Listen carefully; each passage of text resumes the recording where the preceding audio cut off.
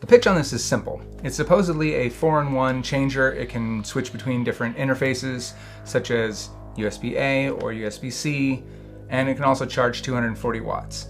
Pretty easy claims to make. Another thing to back it up, so let's unbox it.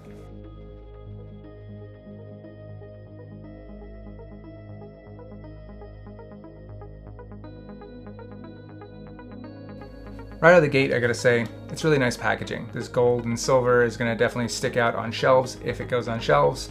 Otherwise, it's just really attractive packaging.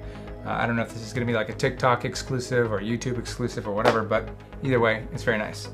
It also comes with this case, which I appreciate. It's useful for putting it away. These cases are not ultimately that expensive, but it's a nice little added inclusion. And I do appreciate the cable itself. This comes in 4 different colors. I'll put that on the screen, but I didn't specify, so this one comes in red. It also has the rubber kind of minder, if you will. This cable minder has a little bit of a grippy end to it, so you can pop that open, and then obviously it unravels and you can put it back together. I do appreciate the rubber ones over Velcro by virtue of the fact that things like dog hair don't get in it. If you have pets like I do, it gets in everything. So I appreciate that that all comes in the package. And let's take a closer look at the cable itself. Rather than going with a braided cable, it's this kind of soft rubberized surface. It definitely feels different than the usual rubber surface. You know, you feel like cheap cables, you can tell that they're just kind of wrapped in whatever plastic that they happen to use. This feels like a purposeful choice. It's not the braided material that I'm used to, but I'll take it. So this is really the big hook with these. So right now you can see that it is in a Thunderbolt configuration. I pop this up and let it fall away, and now it's USB-C. So flipping back to Thunderbolt, just snap that back in place and you're ready to use it that way. Same thing with the other side.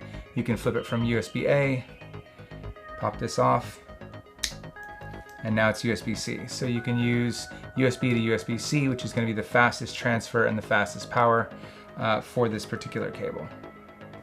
As I mentioned, I'm a big believer in trust but verify, so I have a USB-C tester. Now this is going to give me the attributes of the cable itself.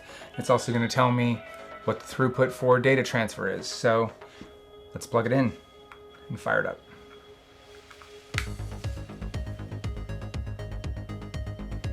As you can see, it says simply to connect both sides of the cable, and it's going to test its throughput. So we're going to do exactly that.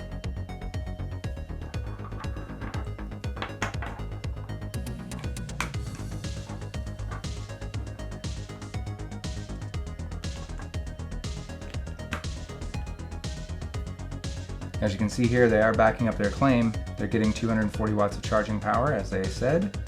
Cable health, it is not used, obviously. It is at 100%. It is also a data cable. Looks like it's getting 0.48 gigabits per second. We're gonna hit specs here. Oh, sorry.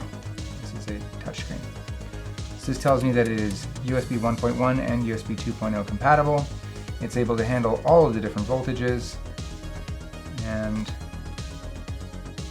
this gives you an idea of the more specific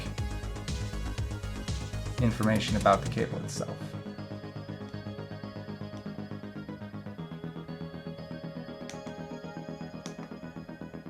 So ultimately, yes, it is delivering exactly what they said it would. Would I have preferred a USB 3.0? You bet. But it's kind of hard to argue with what we see here. This is what's on the tin, this is what it delivers. So what is the use case for a cable like this? Well, there are a couple of them. The one that came to mind immediately is my game table. My game table, when we play certain games, I want this to be able to be used to just charge my phone. I have a regular Android phone, uses USB-C, works well for that. But I also have games that are tablet-based, so they can push up onto a screen and I can control things with the tablet. The tablet that I have is an iPad and it uses Thunderbolt. So being able to quickly switch between those two cable types seems like it would be pretty slick. The problem that I had was the problem you watched me just have. The only thing that sticks out on this that I don't like is these can get stuck. So you have to be a little careful with how much pressure you're applying to these. They are stable when they're in place, but the idea here is you want a solid connection. They obviously don't want to fire, so these are a little bit more challenging to get in place than you might like. It's certainly about as difficult as a regular adapter. This just has the added hinge part. Do I see these breaking? Probably not. I don't think I'd give this to a little kid, but they're gonna work perfectly both in the back of my car, again, why I don't want things like Velcro, or sitting at my game table. So based off of what I see, I've seen a lot of claims, both positive and negative, about this MFish cable. Everybody seems to be doing it on YouTube. That always gives me pause. When I see everybody's doing it, that makes me feel like it's awful sponsored. Well, this isn't. This is just my raw, unfiltered review. So if you found it helpful, maybe hit that like and subscribe. It always helps us out. I appreciate it. Thanks for watching. I'm Ron Burke, editor-in-chief for Gamingtrend.com. Stay safe out there, and we'll see you again very soon.